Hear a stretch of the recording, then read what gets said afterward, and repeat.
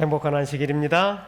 우리 행복한 안식일, 우리 하나님께서 말씀을 사모하여 모인 우리 성도들의 마음속에 임하시고 또 우리의 마음속에 하늘의 큰 축복이 경험되는 은혜의 시간이 되기를 간절히 바랍니다. 날이 많이 덥죠? 정말 휴가가 아닌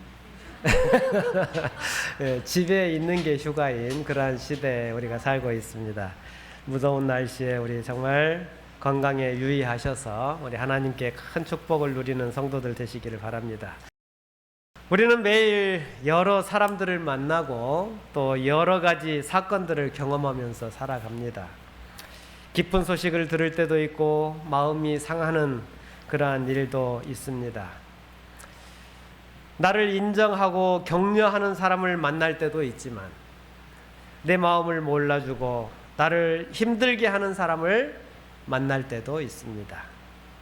그런데 여러분, 똑같은 일을 경험하면서도 어떤 사람은 감사하는 사람이 있는가 하면 어떤 사람은 똑같은 일을 경험하는데 불평하는 사람이 있습니다. 똑같은 말을 들었는데도 어떤 사람은 웃고 넘기는 사람이 있는가 하면 그 말에 오랫동안 분을 품고 정말 상처를 마음에 가지고 살아가는 그러한 사람도 있습니다. 왜 그럴까요? 물론 각자의 다른 상황 때문이기도 하지만 더 중요한 것은 그 사람의 마음속에 무엇이 들어있느냐라고 하는 것입니다. 컵 안에 깨끗한 물이 가득하면 컵이 흔들릴 때 뭐가 흘러나올까요? 깨끗한 물이 흘러나오죠. 그런데 컵 안에 더러운 구정물이 들어있다면 컵이 흔들릴 때 뭐가 나와요? 더러운 구정물이 흘러넘치게 되는 것입니다. 우리의 마음도 마찬가지입니다. 평안할 때는 잘 드러나지 않지만 무엇인가 갑자기 흔들림이 있을 때에 우리의 마음속에 들어있는 것이 말과 표정과 행동을 통하여 밖으로 흘러나오게 되는 것입니다. 그래서 오늘 우리 자신에게 한번 질문을 던져보시면 좋겠습니다. 내 마음에 지금 무엇이 가득한가? 감사와 말씀이 가득한가? 아니면 원망과 불평과 상처와 미움이 더러운 구정물들 같은 것들이 내 마음에 가득 차 있지는 않은가? 한번 우리 스스로에게 질문해 보면 좋겠습니다. 오늘 요나의 모습을 통해서 우리의 마음을 한번 들여다볼 수 있는 그러한 시간이 되었으면 좋겠습니다. 하나님의 은혜를 가로막는 것들이 우리의 마음속에 있다면 그러한 것들을 내려놓고 문제보다 더 크신 하나님을 바라보는 우리 믿음의 성도들이 되시기를 간절히 바랍니다. 요나서 4장 1절 말씀에 보시면 요나가 매우 싫어하고 성을 내는 모습을 기록하고 있습니다. 하나님께서는 요나에게 니느웨 성으로 가서 심판의 말씀을 전하라고 명령합니다. 그러나 요나는 니느웨 성에 가고 싶지 않아 합니다. 결국 하나님의 명령을 피해서 반대 방향 다시스로 배를 타고 도망을 치게 됩니다. 그러나 풍랑을 만나게 되고 바다에 던져져서 하나님께서 준비하신 큰 물고기 뱃속에서 사흘 밤낮을 보내게 되죠. 그곳에서 요나는 회개하고 하나님 앞에 간절한 기도를 드립니다. 요나의 기도가 2장 8절에서 9절에 나옵니다. 같이 한번 읽겠습니다. 시작. 거짓되고 헛된 것을 숭상하는 모든 자는 자기에게 베푸신 은혜를 버렸사오나 나는 감사하는 목소리로 주께 제사드리며 나의 소원을 주께 갚겠나이다. 구원은 여호와께 속하였나이다 하니라. 여기 요나가 지금 어디에서 지금 기도하고 있는 거예요? 하나님께서 준비하신 큰 물고기 뱃속에서 죽음의 위기 속에서 생명을 연장해 주신 하나님 앞에 그 자신의 불순종을 회개하며 드리는 그 마지막 기도의 마지막 부분을 지금 저희가 읽었습니다. 여기에서 구원은 누구에게 속했다고 이야기했어요? 여호와께 속하였나이다. 이렇게 요나가 고백합니다. 이게 요나의 진심이었을까요? 그냥 가식이었을까요? 진심이었죠. 하나님 앞에서 정말 자기가 죽을 수밖에 없는 죄를 범했는데 그 물고기를 준비하시고 자기의 생명을 연장시켜 주는 하나님 앞에서 회개하면서 자신의 진정한 마음을 담아서 간절히 기도를 드렸습니다. 그런데 얼마 지나지 않아서 요나의 마음이 달라진 모습을 보게 됩니다. 이제 물고기 뱃속에서 나오게 되고 자기가 하기 싫은 일이지만 니느웨에 가서 이제 복음을 전합니다. 그런데 니느웨 사람들이 덜컥 뭘 해버려요? 회개를 해버려요. 덜컥 회개를 해버리는 거예요. 요나는 이 사람들이 회개하지 말도록 대충 전했는데 이 사람들이 어떻게 해버려요? 회개를 해버리는 거예요. 그러자 그 모습을 보고 요나가 요나서 4장 1절에 뭐라고 그랬어요? 매우 싫어하고 성냈다고 이야기를 하며 화를 낸 거예요. 자신이 물고기 뱃속에 있을 때는 하나님의 구원에 감사했지만 니느웨 사람들이 구원을 받는 모습에는 기뻐할 수가 없는 거예요. 자신에게 베풀어진 은혜는 감사했지만 다른 사람에게 베풀어진 은혜는 받아들이지 못하고 배가 아픈 거예요. 우리 중에는 이런 모습이 있습니까? 없습니까? 아니 그냥 저는 표정만 지으실 줄 알았는데 없습니다. 있습니다. 이렇게 대답을 하니까 굉장히 당황스럽네요. 우리에게도 이런 모습이 있어요. 이 모습은 우리에게 굉장히 중요한 교훈을 줍니다. 어제 받은 은혜만으로는, 어제 한 회개만으로는 오늘을 살아갈 수 없다는 거예요.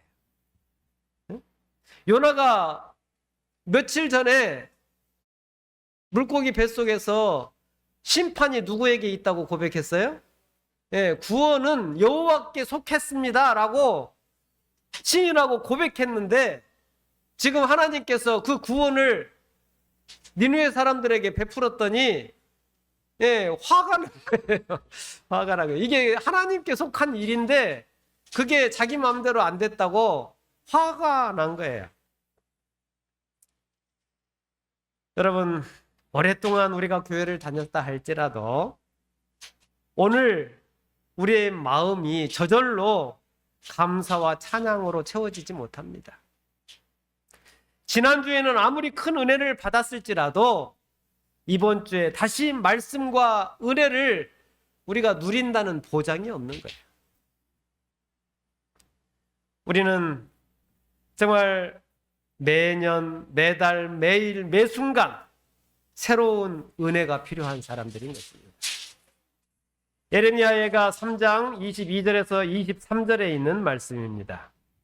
여호와의 인자와 긍휼이 무궁하심으로 우리가 진멸되지 아니함이니이다.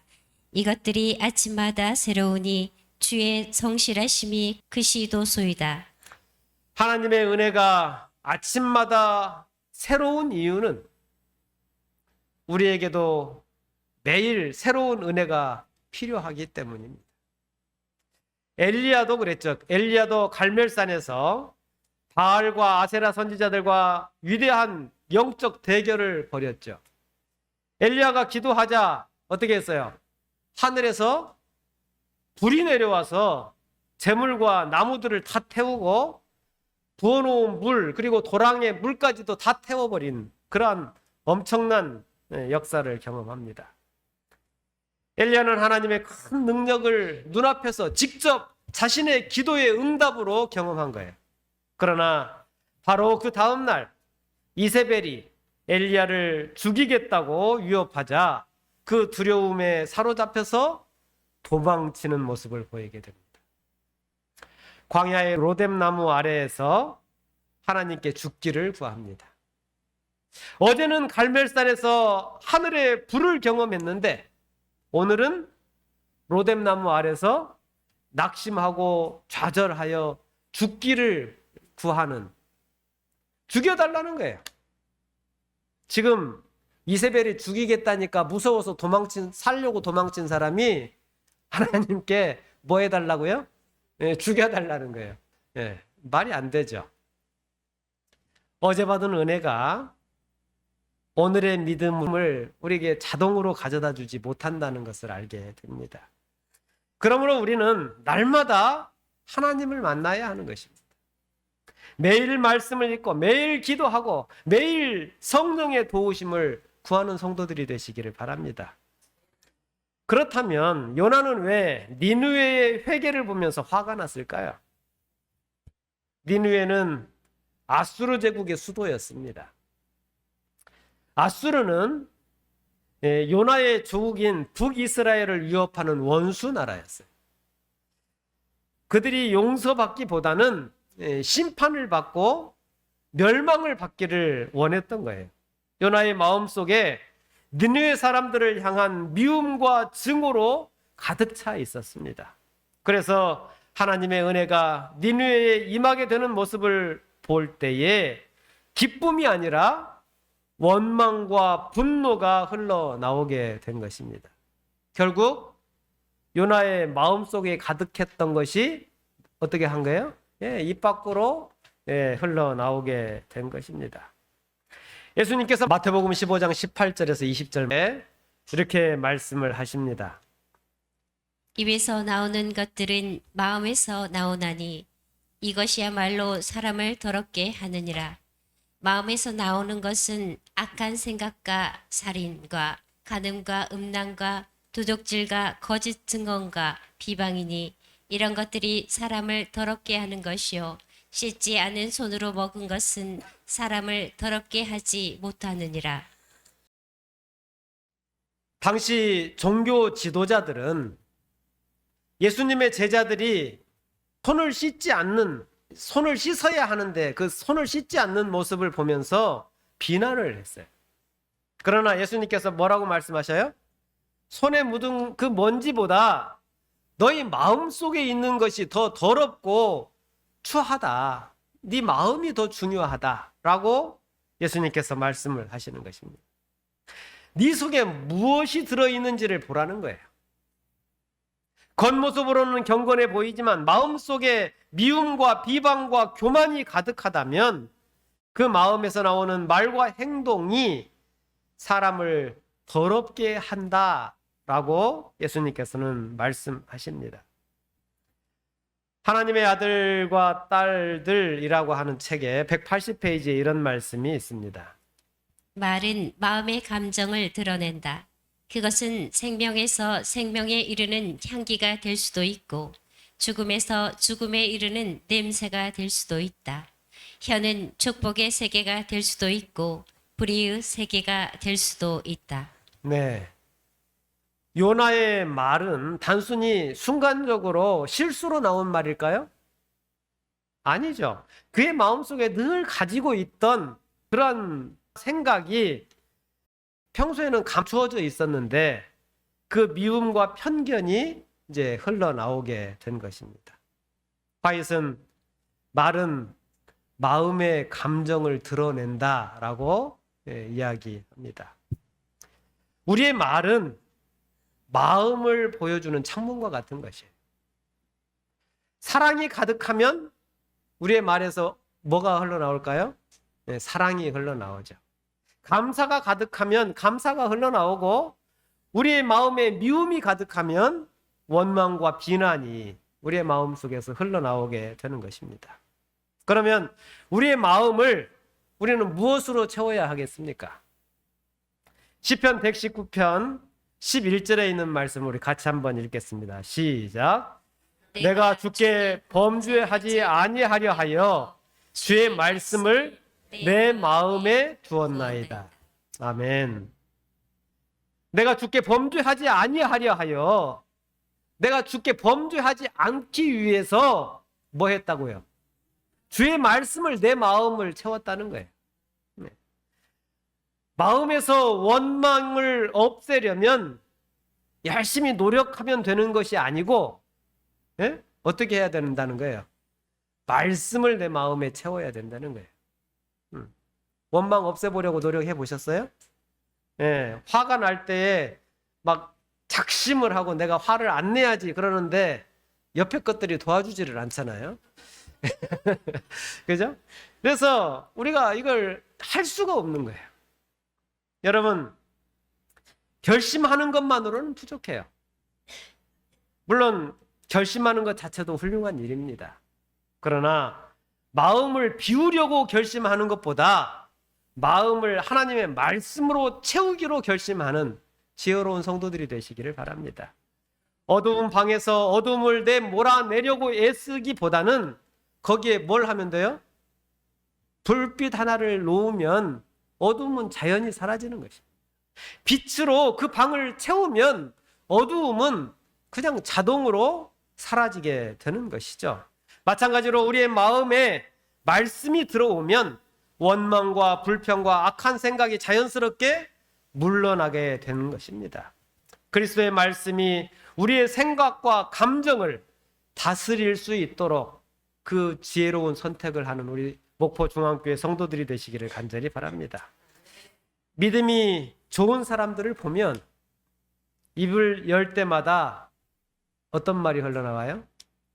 감사가 흘러나오고 하나님의 은혜가 흘러나와요. 말씀을 나누고 감사를 나누고 다른 사람을 위로하고 축복하는 말들로 입술에서 흘러나오는 모습들을 보게 되는 거예요. 왜 그럴까요? 왜? 그 마음속에 그 말씀이 있으니까, 그 감사가 있으니까. 말씀으로 충만한 사람은 흔들릴 때 그 속에 가득한 말씀이 흘러나오게 되는 것입니다.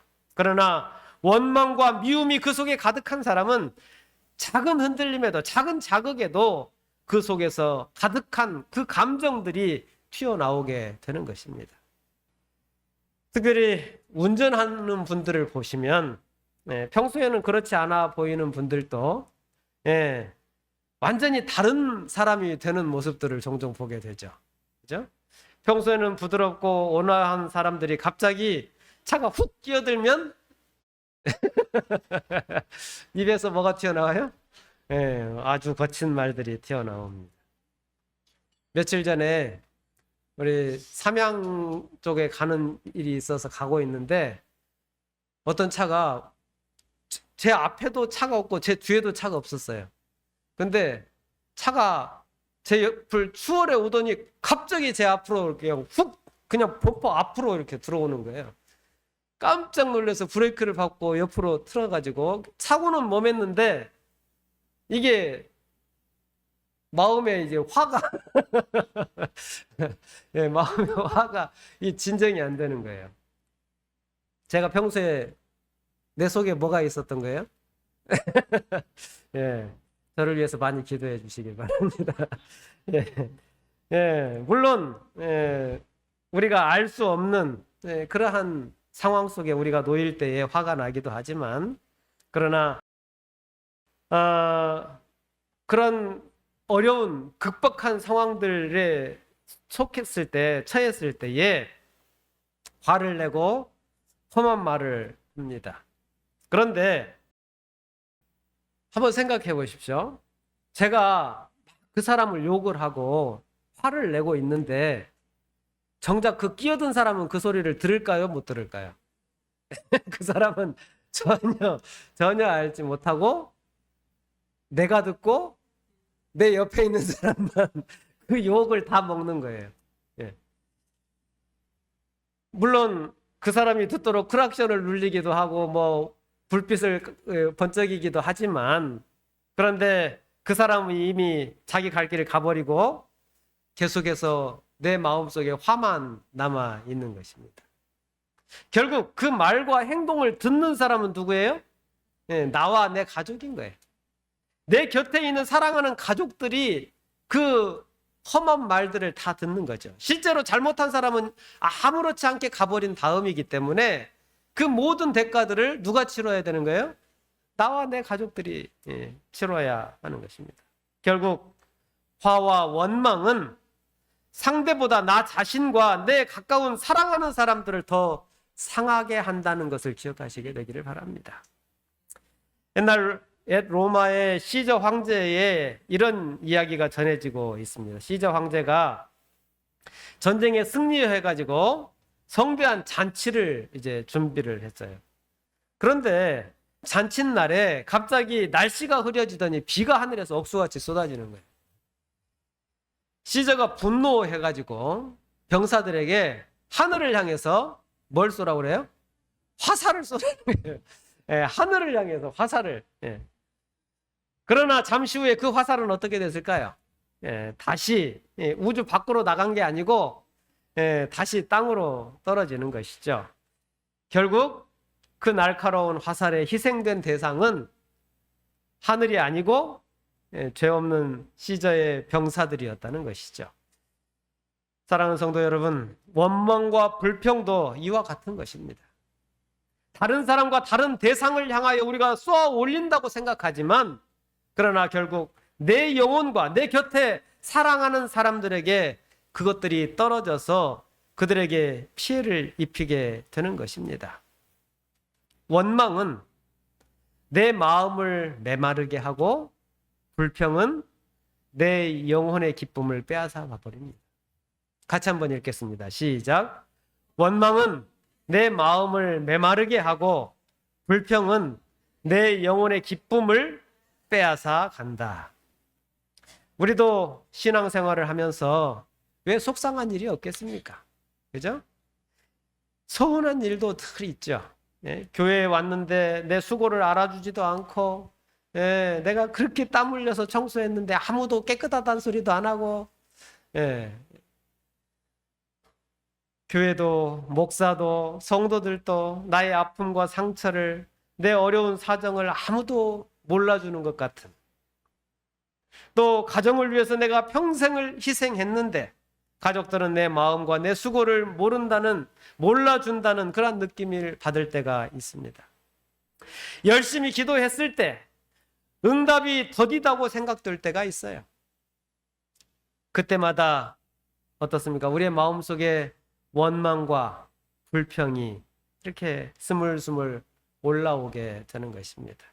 그럴 때 우리가 두 가지를 기억했으면 좋겠습니다. 첫 번째로 다시 어디로 돌아가야 돼요? 말씀으로 돌아가야 돼요. 내 감정만 붙들고 있지 말고 성경을 펴시게 되기를 바랍니다. 내 생각만 계속 반복하여 그것을 떠올리지 말고 하나님의 말씀을 떠올리시는 성도들이 되시기를 바랍니다.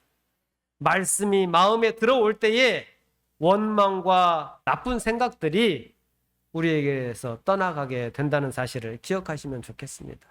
둘째는 화를 내고 불평을 하면 결국에 더 큰 손해를 내가 보게 된다는 것을 기억하시게 되기를 바랍니다. 원망은 문제를 해결하지 못합니다. 불평은 상황을 변화시키지 못해요. 오히려 감사할 능력과 기도할 힘을 빼앗아 버리는 것입니다. 그러므로 하나님의 백성들은 원망과 불평의 자리에서 벗어나서 말씀으로 우리의 마음을 채우고 감사와 기쁨을 선택하는 지혜로운 우리 목포중앙교회 성도들이 되시기를 간절히 바랍니다. 요나의 두 번째 문제는 자신이 다 안다고 생각한 거예요. 모든 것을 자기가 다 안다고 생각한 것입니다. 이것이 교만입니다. 요나서 4장 1절과 2절에 있는 말씀입니다. 요나가 매우 싫어하고 성내며 여호와께 기도하여 이르되 여호와여 내가 고국에 있을 때에 이러하겠다고 말씀하지 아니하였나이까.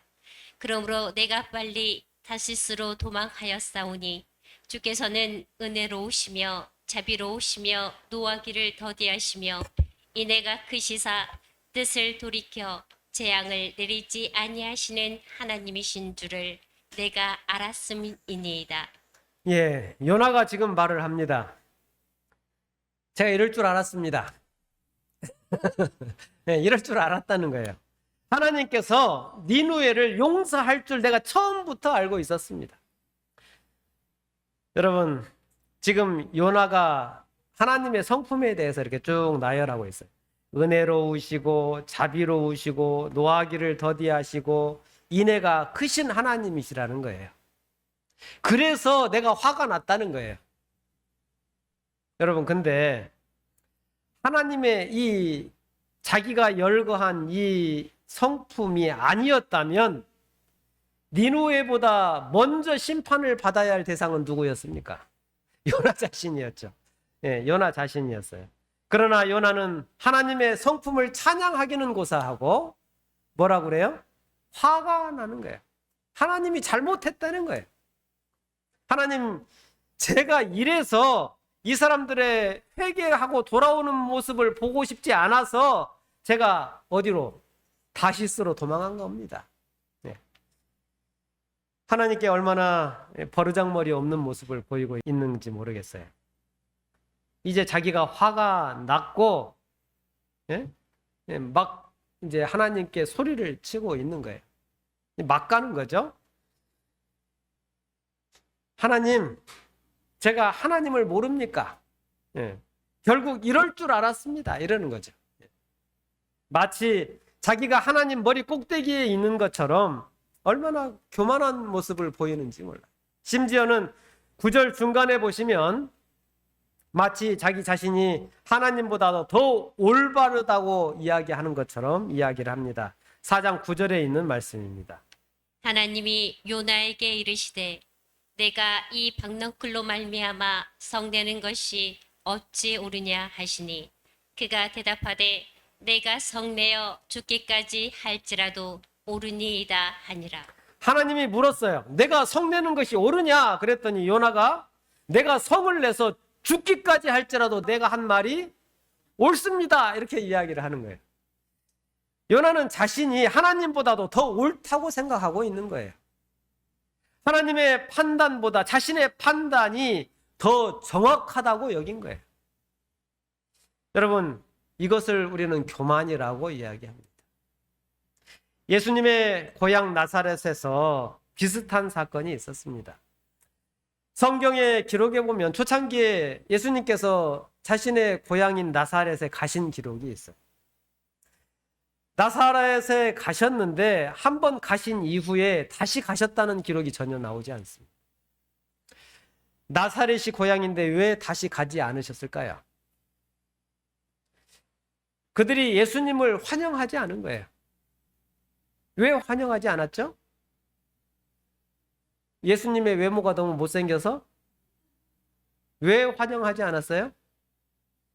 요한복음 6장 46절에 보시면 이르되 이는 요셉의 아들이 아니냐, 그 부모를 우리가 아는데 자기가 지금 어찌하여 하늘에서 내려왔다 하느냐, 이렇게 이야기를 하는 거예요.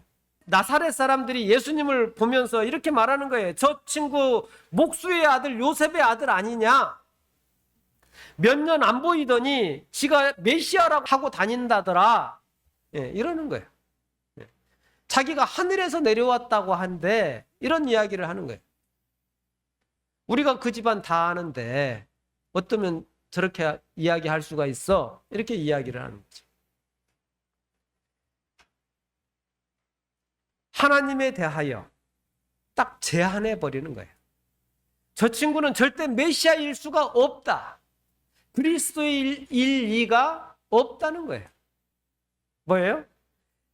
자기가 아는 정보, 자기가 가지고 있는 지식을 가지고 누구를 제한해 버려요? 하나님을 제한해 버리는 거예요. 그들이 예수님을 안다고 하는 그 생각했던 그 지식이 오히려 예수님을 믿지 못하게 막아버리는 역할을 하고 있는 거예요. 자신이 알고 지낸 작은 정보로 창조주이신 하나님을 제한해 버리는 것입니다. 그 결과 누가 손해를 봤을까요? 예수님이 손해를 봤어요? 나사렛 사람들이 손해를 봤어요? 물론 예수님이 너무 가슴 아프셨겠죠. 네? 그러나 나사렛 사람들이 받아야 할 은혜와 치유와 구원의 기회를 놓쳐버리게 된 거예요. 다 안다는 생각 때문에 더 큰 은혜를 거절해 버린 거예요. 우리도 말씀을 들으시면서 이런 생각이 들었을지 몰라요. 오늘 요나서 이야기를 본문으로 이렇게 말씀을 드리니까 저 설교, 저 본문 옛날에 한번 했던 것 같은데 예. 이 내용 우리가 이미 다 알고 있는 내용인데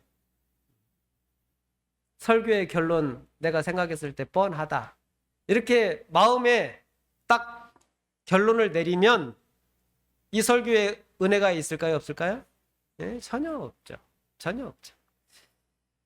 그렇게 생각하는 순간에 우리의 마음은 닫혀버리는 것입니다. 같은 말씀이라도 내가 처한 형편과 마음에 따라 새로운 빛과 은혜를 우리가 경험할 수 있는 것입니다. 어제 보았던 그 말씀이라 할지라도 오늘 다시 보면 그 말씀이 우리에게 어제 느끼지 못한 은혜를 가져다 줄 수 있는 거예요. 과거에는 이해하지 못했던 말씀이 현재의 그 고난 속에서 생명의 말씀으로 우리에게 다가올 수 있는 것입니다. 그러므로 나는 이미 다 안다는 교만을 내려놓고 정말 하나님의 큰 은혜를 누리는 주의 백성들이 되시기를 간절히 바랍니다. 그렇다고 해서 맨날 똑같은 설교를 하려고 그러는 것은 아닙니다. 네. 예, 같은 설교를 해도 뭐라고 못하려고 저런다 이렇게 생각하지 마시고, 예, 정말 그런 마음 가지면 누가 손해라고요? 내가 손해라 라는 말씀을 드리는 것입니다. 사도행전 10장에 보시면 베드로가 기도하던 중에 하늘에서 큰 보자기가 내려오는 경험을 합니다. 그 안에 뭐가 들어있었어요? 예, 부정한 짐승들과 새가 들어있어요. 근데 하나님께서 뭐라고 말씀하시냐면 그 부정한 새와 짐승들을 베드로야 일어나서 잡아먹으라 이렇게 말씀을 하시는 거예요. 그러자 베드로가 뭐라고 그래요? 주여 그럴 수 없습니다. 속되고 깨끗하지 아니한 것들을 내가 결코 먹지 않겠습니다. 이렇게 이야기를 하는 거예요. 그러자 하나님께서 다시 말씀하십니다. 하나님께서 깨끗하시다 한 것을 내가 속되다 말하지 말아라. 이 말씀을 인용을 해가지고 사람들이 돼지고기도 먹고 뭐 하나님이 레위기에 먹지 말라는 음식들을 막 먹어요. 근데 이 환상은 음식에 관한 가르침이 아니에요. 베드로가 이방 사람들을 속되고 부정하다고 여기고 있었는데 그들에게 복음을 전하지 않은 거예요. 그런데 베드로의 이 환상 속에서 부정한 음식은 자신이 평소에 부정하다고 생각했던 이방 사람들에 대한 이야기였던 것입니다. 그래서 베드로는 결국 그 말씀에 순종하여서 고넬료의 가정에 가서 하나님의 말씀을 증거하죠. 이스라엘 유대 백성들은 이방인들하고는 접촉 자체를 하지 않습니다. 그들의 집에 들어간다는 것은 상상할 수도 없는 노릇이에요. 그런데 베드로가 하나님의 말씀에 순종하여서 넘기 어려웠던 그 편견의 담을 넘어서 이방인 고넬료의 집에 들어가서 복음을 전합니다. 그 결과로 이방인들에게 성령이 임하는 모습을 직접 보게 되는 것이죠. 하지만 이 한 번의 경험으로 인하여 그가 완전히 변화된 건 아니에요. 베드로가 오랫동안 가지고 있던 그 생각과 습관이 모두 사라져버린 게 아니었다는 거예요. 왜냐하면 훗날에 베드로가 사람들의 시선이 두려워가지고 이방인들을 향한 선교를 이렇게 멈춥니다. 그래서 바울에게 이렇게 책망을 듣는 일도 성경에 볼 수 있죠. 이것이 우리에게 무엇을 보여주는가? 우리도 조심해야 한다는 것입니다. 우리가 가지고 있었던 오래된 그런 습관들과 생각들이 하나님을 제한해 버릴 수 있다는 것입니다. 하나님의 명령을 내 마음대로 이렇게 판단하고 결정하게 되는 것입니다. 내 신념을 성경의 진리와 동일하게 여길 수 있게 되는 것입니다. 그러나 성경은 분명하게 진리와 하나님의 말씀이 우리의 습관과 취향과는 구별되어야 함을 하나님께서 우리에게 말씀해 주시고 있는 것입니다. 오버뷰 이펙트라고 하는 말이 있어요. 이게 무슨 말이냐 하면 우주 비행사가 우주에 가서 지구를 보니까 너무 작은 거예요. 예, 그래서 깨달은 게 뭐가 있느냐 하면 내가 평소에 크게 생각했던 이 지구에서 일어나고 있던 그 큰 일들이 사실은 별거 아닌 사소한 것이구나라는 것을 깨닫게 되었다는 거예요. 그러니까 우리의 인생에서 내가 정말 중요하다고 생각하는 것, 그것이 사실은 내가 더 큰 것을 경험하게 되면 아주 작은 사소한 것임을 깨닫게 된다는 거예요. 그러니까 내가 정말 내 삶에서 일어나는 여러 문제들을 그리스도를 바라보는 순간, 더 크신 능력의 창조주 하나님을 바라보는 순간 우리는 그 모든 문제에서 해방될 수 있다는 거예요. 여러분, 우리가 이 땅을 살아가고 있습니다. 우리 모든 성도들이 정말 하나님의 말씀이라고 하는 것을 붙들고 살아갑니다. 이것은 세상에서 일어나는 그 어떠한 일들보다도 중요한 것이고 가치 있는 것임을 우리 모든 성도들이 기억하시게 되기를 바랍니다. 그래서 그 모든 문제들을 하나님 앞에 가져감으로 하나님의 그 크신 능력과 그 치유와 그 해결하심을 통하여 우리가 우리의 문제들을 해결해가는, 그래서 우리의 마음속에 가득한 그 모든 원망과 불평들을 우리 하나님의 말씀 앞에서 해결함을 받는 주의 백성들이 되시기를 간절히 바라면서 오늘 말씀을 마치겠습니다.